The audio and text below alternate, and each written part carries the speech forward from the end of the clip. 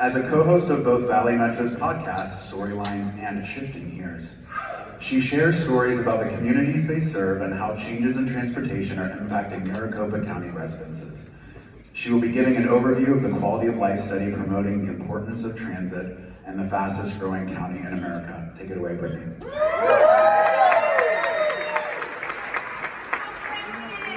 So I do want to let you know that, of course, go ahead. Why build a quality of life transit study?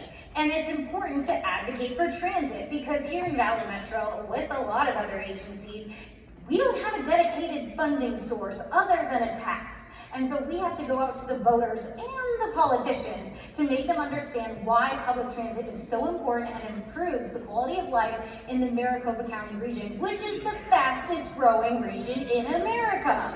We had 4.4 million people in 2020, and we're already over 5 million people. How do you move all them? Not in single occupancy vehicles. You need public transit. And so it's really important that we up our game and show them why public transit is so important. So as you can see, voters love public transit. And so we saw at our last tax, we had 57% encouragement in the transit, people that wanted to support public transit. And for our new tax coming next year, we wish it was today, I voted. So next year, we're hoping that we get double that support and we get over 60%. Yep, double 57, yep, I know. So, but our public support on the other side of the aisle, not so much. We had one legislature that said, why are you going to bring light rail around my Capitol? We're going to have to walk over the tracks 2 times to get to the parking lot. So the reason we tell the story of quality of life, that's right, is because of the people. We want to make sure that the people are represented. And so that's why we built a quality of life study so that non-riders and riders can support transit when they go to the ballot box.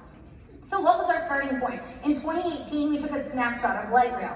It was 10 years of one big long line with multiple extensions, how it impacted the quality of life. And we saw so many great stats that we said, this is how we promote public transit. So when we decided to do a study in 2022, we knew we had to expand it to the entire region. So how did we build it? We went to those city partners. We went to those member agencies. Shout out to Maricopa Association of Governments because they were a huge help in getting us the data we needed. And as you know, working together as a team can be awesome sometimes, and also when there's too many cooks in the kitchen, it's just overwhelming. So this is a front page look of our quality of life study 2022. And it was really important to us. We knew that 91% of our riders have a smartphone. So how do we engage with them?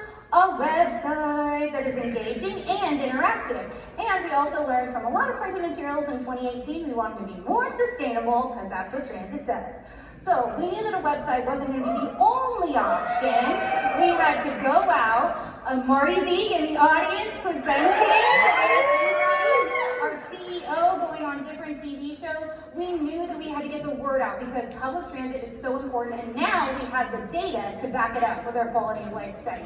So how did we organize this information? Well, we looked back at our 2018 study and we said we had 4 categories that were really strong that we could disseminate all of the information into these separate categories because there's a lot of information to digest. And so how do we do that with bite-sized nuggets? And so this was our opportunity.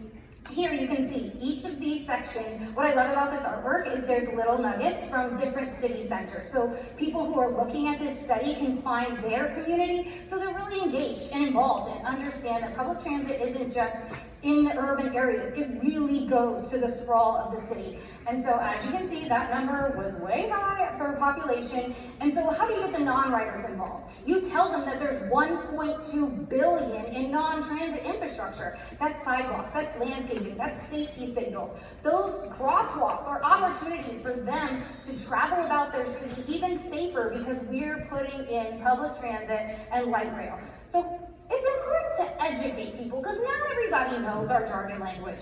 In here, we all know the industry terms, but out there, the voters, we had to break it down for them. So every underlying term in the quality of life study gives you a little glossary note so that you know what we're talking about and how important it is. And so there's a lot of things to tell. So we couldn't just shove it all on one page, we had to give you a second page. And so all of these buttons, when you go to the website, you'll be able to click on them and you'll be able to see data displayed in different ways, because you don't want to just look at tables and charts. We really, again, wanted to make it engaging and interactive, because just like these slides for 20 seconds, that's how fast people lose interest. So as you can see, with driving a vehicle, look at all the things that go into driving a vehicle. Oh my gosh, where is public transit? Oh my gosh, I just have to buy a $4 one-day pass? Oh, that's amazing. So these bite-sized nuggets are what they're going to remember and then go tell all their friends. So this is another interactive display. You can see each of our different modes is in a different color. I love all the color. And so we wanted to make it, again, engaging. You can play around, you can manipulate with these numbers. And so we decided, okay, you want to clear out all of the non-rubber wheel kind of transit industries. You're going to see that the change right here is reflected in the chart. And so you see that the bus ridership is high and our different modes kind of fall into place. But these are opportunities that we saw to engage the people, get them, clicking around, doing different things, to be engaged so that they know when they go to the polls why it's important that they're going to do a yes vote for public transit. So bring out your phones, because you want to go to that website. Instead of scrolling through social media tonight, check out our quality of life website.